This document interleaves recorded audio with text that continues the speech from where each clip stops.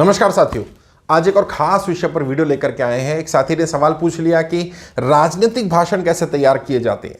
वैसे तो मुझे ये ट्रेनिंग का टॉपिक होता है, ट्रेनिंग में सिखाते हैं हम लोग राजनीतिक भाषण कैसे तैयार किए जाते हैं, लेकिन जैसा कि मैंने पहले भी कहा है कि आप लोगों के सवाल आते हैं तो मन करता है कि नहीं जवाब दिया जाए, कुछ ना कुछ गाइडेंस ज़रूर दें। तो आज इस विषय पर बात करते हैं कैसे राजनीतिक भाषण तैयार करते हैं लोग, राजनेता कैसे करते हैं और आप कैसे कर सकते हैं, दोनों पे बात करेंगे। और अगर आपका भी कोई डाउट है, कुछ है, तो आप कमेंट कर सकते हैं। अगर आपको वीडियो कैसा लगता है उस पर ज़रूर कमेंट लिखिए, ताकि हमारी टीम को भी एक अप्रिसिएशन रहता है, एक मोटिवेशन रहता है कि लोग तारीफ़ कर रहे हैं, लोगों को अच्छा लग रहा है, ताकि हम वो वीडियो और बना पाएँ। तो चलिए टॉपिक पे बात करते हैं कि राजनीतिक भाषण कैसे तैयार करते हैं राजनेता, और आप कैसे तैयार कर सकते हैं अपने राजनीतिक भाषण। राजनेता कैसे तैयार करते हैं पहले उसको बताता हूँ। सबसे पहले तो जब भी आपको अपना राजनीतिक भाषण लिखना हो, पहले तो रिलैक्स होकर के बैठ जाइए। जब भी आपको भाषण लिखना हो रिलैक्स होकर, बिल्कुल कोई टेंशन नहीं होनी चाहिए। अगर चाय कॉफ़ी पीने की आदत है तो चाय का कप आपके साथ हो सकता है, कॉफ़ी आपके पास हो सकती है। और अकेले कमरे में बैठिए, ऐसी जगह बैठिए जहाँ शांति हो, या फिर कहीं किसी पार्क में, किसी गार्डन में, किसी टेरेस पे, कहीं ऐसी जगह जाइए जहाँ पर बिल्कुल शांति हो, कोई आपको डिस्टर्ब ना करता हो। आपको कोई देख सके ना देख सके, आप अगर किसी को देखना चाहें तो ठीक है, नहीं तो उसकी भी ज़रूरत नहीं। बिल्कुल एकांत में चले जाइए और एकांत में जाकर के अपने एक्चुअल नेचुरल विचार तैयार करिए उस टॉपिक के बारे में। फॉर एग्जाम्पल, मान लीजिए आप जा रहे हैं कहीं पर जहाँ पर वोटों की अपील करनी है आपने, तो अब ये इमेजिन करिए कि यदि कोई राजनेता आपके यहाँ आएगा और वोटों की अपील करेगा आपसे, तो ऐसे कौन कौन से शब्द वो बोले जिससे कि आपको लगे कि हाँ वाकई मुझे उस व्यक्ति को वोट देना चाहिए। मतलब अपने आप को उसकी जगह रखिए, वोटर की जगह रखिए कि मैं अगर इंप्रेस होऊंगा तो किन चीज़ों से होऊंगा, मुझे क्या चाहिए होगा, और किस वोटर के लिए, अपनी आइडियोलॉजी, अपनी विचारधारा वाले वोटर के लिए तो, और जो आपकी आइडियोलॉजी, आपकी विचारधारा का नहीं उसके लिए भी। मतलब मान लीजिए कोई ऐसा व्यक्ति है जो न्यूट्रल हो, कोई ऐसा व्यक्ति जो आपका अपोजिशन वाला हो, वो भी आपकी बात कौन सी सुन करके कम से कम न्यूट्रल हो जाए। अगर अपोजिट है तो, अगर न्यूट्रल है तो शायद थोड़ी आपकी तरफ आ जाए, क्योंकि कई वोटर ऐसे होते हैं जो फ्लोटिंग वोटर्स होते हैं, जो हवा के साथ इधर उधर जाते रहते हैं। तो ये जो फ्लोटिंग वोटर है वो कैसे आपकी फेवर में फ्लोट हो जाए, ऐसे कौन से शब्द होने चाहिए। और आपके मन में जो भी सेंटेंस आए उस समय पर कि ये मुझे कोई बोलेगा तो मैं इंप्रेस हो जाऊंगा, ये बात कोई बोलेगा तो मैं इंप्रेस हो जाऊंगा, ये बात कोई बोलेगा तो मैं इंप्रेस हो जाऊंगा, ये बात कोई बोलेगा तो इंप्रेस हो जाऊंगा, उन सारी बातों को लिख लीजिए। और लिखने के बाद जब वो पॉइंट्स आपके सामने आ जाएं कि मैं अपने भाषण में ये बातें रखूंगा या ये चीज़ें कवर करूंगा, उसके बाद अपनी स्पीच लिखना शुरू करिए। लोग क्या करते हैं, पहले स्पीच लिखना शुरू कर देते हैं, फिर विचार के बारे में सोचते हैं। अब होता क्या, जब हमारे दिमाग में विचार आ रहा होता है उस समय पर अगर हम अपने दिमाग को लिखने में या बाकी कामों में लगाएं तो शायद दिमाग उतना एक्टिवली काम नहीं करता है। तो बेहतर ये रहता है कि जब आप लिख रहे हो तो तब सोचे नहीं, जब सोच रहे हो तो लिखे नहीं, और जब लिख रहे हो तब सोचे थोड़ा, तो वो उससे रिलेटेड जो टॉपिक आप कवर कर रहे हैं, कम से कम क्रिएटिविटी के बारे में ना सोचें, कम से कम उसमें कोई नई चीज़ के बारे में ना सोचें। तो पहले वो सेंटेंस लिख लें या वो पॉइंट्स लिख लें, बुलेट्स बना लें। मान लीजिए 10, 15, 20 पॉइंट आपको लगे कि ये मुझे अब कवर करने हैं अपनी स्पीच में, वोटों की अपील वाली स्पीच में। अब उसका इंट्रोडक्शन शुरू करिए कि जब आप ये स्पीच दे रहे होंगे तो वहाँ पर कौन कौन लोग मौजूद होंगे, मंच पर कौन कौन लोग हो सकते हैं, पार्टी के कौन कौन लोग हो सकते हैं। अब जो बड़े नेता हैं वो क्या करते हैं, वो सब चीज़ें तैयार करते हैं। मंच पर बैठे हर व्यक्ति के बारे में थोड़ी जानकारी हो जाती है। कार्यक्रम है तो जिले में होगा तो जिलाध्यक्ष होगा, जिले के और पदाधिकारी होंगे, सांसद भी हो सकता है, विधायक भी हो सकता है, हो भी सकता है और नहीं भी हो सकता है। तो आप अपने हिसाब से तैयार कर लीजिए कि कौन कौन व्यक्ति वहाँ हो सकता है और कौन कौन नहीं हो सकता है, और जो जो होंगे उनके बारे में लिखिए थोड़ा सा। मंच पर आसीन ये लोग हैं, ये मेरे मित्र हैं, ये मेरे भाई रहे, ये मेरी बहन है, ये पुराने साथी हैं मेरे। तो इस तरह से थोड़ा संबोधन में कुछ डालने की कोशिश करिए कनेक्टिविटी वाला, जिससे कि सामने वाले से आपकी कनेक्टिविटी पैदा हो। तो इससे क्या होगा, राजनीतिक भाषण की एक रूपरेखा तैयार होनी शुरू होगी। और फिर जब बॉडी ऑफ द कंटेंट पर आए तो उस बॉडी ऑफ द कंटेंट में पूरा मटेरियल डालें अपना, वो पॉइंट्स, जिन पॉइंट्स को आपने लिखा था, वो जो अट्रैक्टिव स्पीचेस के पॉइंट होते हैं, वो बातें जो आपको लगता है कि लोगों को अगर जब आप बोलेंगे तो लोग उससे इंप्रेस हो जाएंगे, या आपको अगर कोई बोलेगा तो इंप्रेस हो जाएंगे। और फिर क्लोजिंग पार्ट, बॉडी का अपनी स्पीच का क्लोजिंग पार्ट तैयार करिए। क्लोजिंग पार्ट जैसा कि कई वीडियोस में मैंने बताया कि जब हम वीडियो को क्लोज करते हैं, मतलब स्पीच को क्लोज करते हैं, तो उस क्लोजिंग में कुछ खास चीज़ें हमें डालनी पड़ती हैं।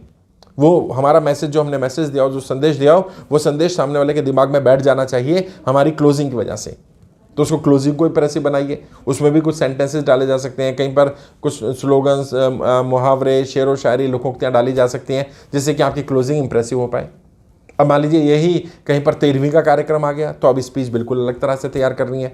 अंदर का कंटेंट ठीक है, थोड़ा सा कॉमन रह सकता है सब जगह का, लेकिन फिर भी कितनी आपकी उस व्यक्ति के साथ कनेक्टिविटी थी, किस तरह का कार्यक्रम हो रहा है, कितने लोग आए हैं। अगर मान लीजिए बहुत ज़्यादा लोग आए तो आपने बताना है कितना प्रेम था लोगों का, लोगों के प्रति, उस व्यक्ति के प्रति लोगों का, तो इतने सारे लोग आए। अगर लोग ज़्यादा नहीं आए तो उसको बात को कैसे कवर अप करना है, तो वो सब चीज़ें स्पीच में डाली जा सकती हैं। दूसरा, जब आप स्पीच को तैयार कर रहे हो, किसी भी चीज़ की कोशिश करें कि कॉपी करने की, या किसी भी नेता की स्पीचेस की या किसी भी कार्यक्रम की कोई कॉपी ना करें। क्योंकि जितने भी बड़े राजनेता हैं ना, वो क्या करते हैं, वो अगर किसी के दूसरे कार्यक्रम से कोई चीज़ लेते भी हैं ना, तो उसको कॉपी नहीं करते हैं। उसमें कंटेंट भी अपना डालते हैं, उसमें स्टाइल भी अपना डालते हैं, कुछ पॉइंट उठा लेते हैं। जैसे कि किसी ने कहीं कश्मीर के बारे में बोल दिया, कश्मीर के विस्थापितों के बारे में बोल दिया, बस इतना काफ़ी है। अब विचार अपने रखने, क्या आपके मन में क्या विचार आए हैं, आप उस बात को कैसे प्रेजेंट करना चाहते हैं। मान लीजिए किसी नेता ने बोल दिया आरक्षण के खिलाफ, अब आपको आरक्षण के खिलाफ नहीं बोलना है, फेवर में बोलना है, तो उसका क्या काउंटर रखना है। बस उसने जो बोल दिया ठीक है, अब आपका काउंटर ओरिजिनल होना चाहिए। कई लोग क्या करते हैं, किसी नेता की स्पीच उठा ली, किसी बड़े नेता के बारे में, किसी महान नेता की कोई स्पीच उठाई और उसमें से थोड़ी काट छाट करी और स्पीच कर दी, तो होगा क्या, लोग कॉपी पकड़ लेते हैं उसको। अभी हमने देखा एक सांसद हैं टीएमसी की, उन्होंने सदन में स्पीच दे दी और उस स्पीच में जो 8 पॉइंट्स उन्होंने रखे, वो पॉइंट्स तो किसी की स्पीच की कॉपी था। बाद में भले ही वो बहुत अच्छी स्पीच थी, लेकिन बाद में तो वो सब बेकार हो गया, इतना सब करा है, क्योंकि मेहनत की और उन्होंने रेफरेंस भी बता दिया कि मैंने वहाँ से रेफरेंस लिया, तो ये और भी बड़ी गलती है। वैसे तो आजकल इंटरनेट का ज़माना है, अगर आप रेफरेंस नहीं भी बताएंगे तो भी लोगों को पता चली जाएगा कि कहाँ से लिया गया है, किसको कॉपी किया आपने। तो बेहतर ये रहेगा ओरिजिनलिटी ऑफ कंटेंट जो है वो रहना चाहिए। अगर आपका कंटेंट ओरिजिनल होगा तो फिर वो डेफिनेटली इम्पैक्ट डालेगा। और कुछ नई चीज़ डालने की कोशिश करिए, जब स्पीच लिख रहे हो तो नई चीज़ डालिए, ताकि अपनी स्पीच को और ज़्यादा इफेक्टिव, इंप्रेसिव बनाया जा सके। एक वीडियो और है, मैंने यूट्यूब पर डाला हुआ है, जिसमें भी मैंने बताया कि इफेक्टिव स्पीचेस कैसे दी जाती हैं। उसको सुनिए, उसमें पता चलेगा आपको कि इंप्रेसिव स्पीचेस या इफेक्टिव स्पीचेस कैसे तैयार की जाती हैं, किस तरह से आप अच्छा बोल सकते हैं, किस तरह से प्रिपेयर करना होता है अपनी स्पीचेस को। तो ये तो पार्ट हुआ रिटर्न का, जब आप लिख रहे होते हैं या जब नेता लिखते हैं। अब जब प्रिपेयर करना है तो कम से कम जब आप लिख रहे हैं तब भी 4-5 बार उसको लिखिए। अब क्या होगा, 4-5 बार लिखने से वो दिमाग में वो शब्द छप जाएंगे, वो सेंटेंस छप जाएंगे। और थोड़ा बोल के लिखिए, क्योंकि जब आप कोई चीज़ बोल कर लिख रहे होते हैं तो आपका दिमाग में वो चीज़ ज़्यादा और ज़्यादा गहरे से बैठ रही होती है, और आहिस्ता आहिस्ता आपको लगा कि आपने 4-5 बार जब लिखी तो स्पीच याद हो गई है, या कम से कम फ्लो तो याद हो गया कि पहले ये बोला है, फिर ये बोला है, फिर ये बोला है, फिर ये बोला है। अब इस स्पीच को डिलीवर करने की कोशिश करिए। देख करके पढ़ें या बिना देखे पढ़ें।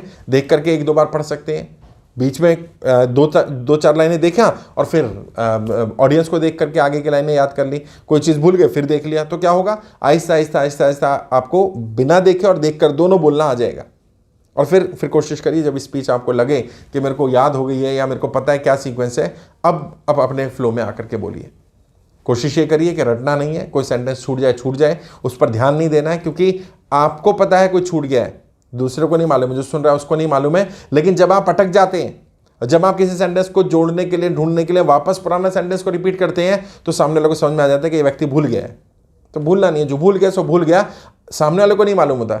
लोग उसको इस तरह से करके या पुराने सेंटेंस को दोबारा बोल करके, क्योंकि जब आपने रटकर बोला होता है ना, तो आपको पुराना सेंटेंस याद होता है और ये ऑडियंस को पता चल जाता है। अगर जब आपने रटकर नहीं बोला है तो पुराना सेंटेंस आपको याद नहीं होने वाला है कि आपने पहले क्या बोला था अभी। तो इससे आपका नेचुरल फ्लो लगेगा कि हाँ, व्यक्ति रटकर नहीं बोला, भले ही आपने रटा भी हो। जो नेता रटकर भी बोलते हैं ना, उनको भी जब हम ध्यान से देखो करीब से, तो पता चलेगा कि वो रटी हुई स्पीच को भी इस तरह से बोलते हैं कि लगता है कि वो नेचुरल फ्लो है। और हर नेता अपनी स्पीच को प्रिपेयर करता है, उस पर मेहनत करता है, समय देता है। आप भी समय दीजिए। अगर 10 मिनट की स्पीच है तो कम से कम 4-5 घंटे तो आपका समय जाएगा भाई। और ज़रूरी नहीं है 4-5 घंटे एक साथ देने, 1 घंटा लिखने में लगा लो, उसके बाद आधा घंटा कभी टहलते बोल लो, गाड़ी में जा रहे हो गाड़ी में जाते जाते बोल लो, कहीं पर बैठे हो वहाँ पर बोल लो। अच्छा, दोहराना शुरू कर दो दिमाग में, मैं ये बोलने वाला हूँ, अब ये बोलने वाला हूँ, अब ये बोलने वाला हूँ। उस सिचुएशन को इमेजिन करना शुरू कर दो। जब मैं मंच पर जाऊँगा, लोग मुझे बुला रहे होंगे, ऐसे मेरे लिए तालियां बज रही हैं, मैं मंच पर आ रहा हूँ, अब मैं मंच पर आकर के अपनी बात रख रहा हूँ, विजुअलाइजेशन। तो क्या होगा, इससे आपके मन में वो डर कम हो जाएगा और वो कॉन्फिडेंस बढ़ जाएगा कि मैं जब स्पीच देता हूँ तो मैं कॉन्फिडेंस के साथ स्पीच दे सकता हूँ। फिर भी पहली, दूसरी, तीसरी, 5वीं, 10, 20, 50वीं स्पीच तक डर ज़्यादा रहता है। 50 बार जब आप मंच पर चढ़ चुके होंगे, उसके बाद आप खुद हैरान होंगे कि डर कहाँ चला गया, डर गायब हो गया। मतलब डर नाम की चीज़ ही नहीं रहेगी। शायद आपको ऐसा लगा कि आप कभी डरते ही नहीं थे, लेकिन मंच पर हर व्यक्ति जब भी पहली बार चढ़ा उसे डर लगा। और जो लोग पहली बार डर की वजह से मंच से उतर गए, वो कभी मंच पर नहीं चढ़ पाए। तो बार बार प्रैक्टिस करिए, रेगुलरली प्रैक्टिस करिए। बड़े बड़े राजनेता रेगुलरली मेहनत कर रहे हैं अपनी स्पीचेस को लिखने में, स्पीचेस को डिलीवर करने में। फिर जब तैयार कर लें तो कुछ ऐसे शब्द ज़रूर डालिए जिन पर जोर देना है। वैसे तो जब आप वॉइस मॉड्यूलेशन की तैयारी करेंगे, किसी से भी जहाँ भी सीखेंगे, वो बताएगा आपको किन शब्दों पर ज़्यादा जोर देना है, किन शब्दों पर जोर कम देना है, कौन सी बात जोश के साथ कहनी है, कौन सी बात में ज़्यादा जोश की ज़रूरत नहीं है। लेकिन फिर भी अपने लेवल पर कोशिश ये करिए कि कुछ ऐसे शब्द चुन लें कि जिन शब्दों का आपको अपनी स्पीच में ज़रूर डालना है और जिन शब्दों पर ज़्यादा जोर देना है।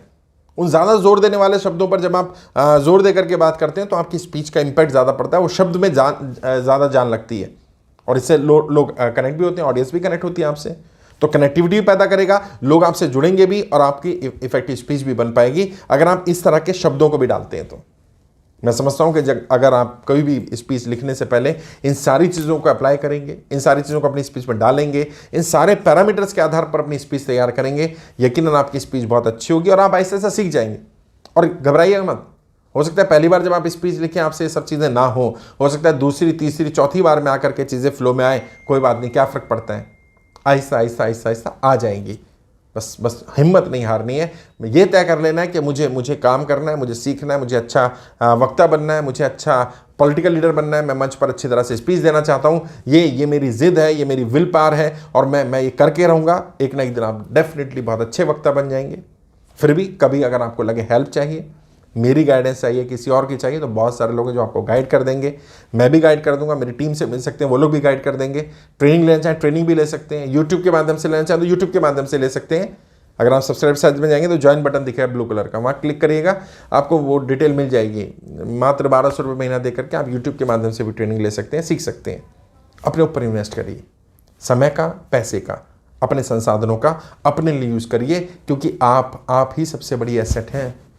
और अगर आप ठीक हो गए ना, अगर आप बढ़िया बोलने वाले हो गए, अगर आप मंच पर दहाड़ने लग गए, तो देखिएगा वो सारा जो हमने समय, पैसा, रिसोर्सेज अपने ऊपर लगाए होंगे वो सब वसूल हो जाएंगे। समस्या क्या रही है, लोग अपने ऊपर इन्वेस्ट नहीं कर रहे हैं। अपने ऊपर इन्वेस्ट करिए। You are the asset. आप अपनी एसेट बनिए, आप अपनी धरोहर बनिए। और फिर जब आपकी पहचान बनेगी, लोग आपको आपके बोलने के तरीके से, आपके स्टाइल से पहचानने लगेंगे, फिर देखिएगा आपको पता चलेगा कि आपने वाकई क्या अचीव कर लिया है। एक ऐसा माइलस्टोन जो जीवन में बहुत कम लोग पाते हैं। पता है, इस धरती पर बहुत सारे लोग हैं जो मंच पर नहीं बोल पाते हैं। बहुत अच्छे मैं जानता हूँ, डॉक्टर्स हैं, इंजीनियर्स हैं, IAS ऑफिसर्स हैं, नेता तो बहुत सारे हैं, नॉलेज है, आइडियाज़ हैं, मंच पर बोलने की हिम्मत नहीं है। उस हिम्मत को डेवलप करिए। आज के लिए इतना ही, आगे किसी और विषय पर बात करेंगे। आपके उज्ज्वल राजनीतिक भविष्य के लिए हार्दिक शुभकामनाएं। जय हिंद, जय भारत।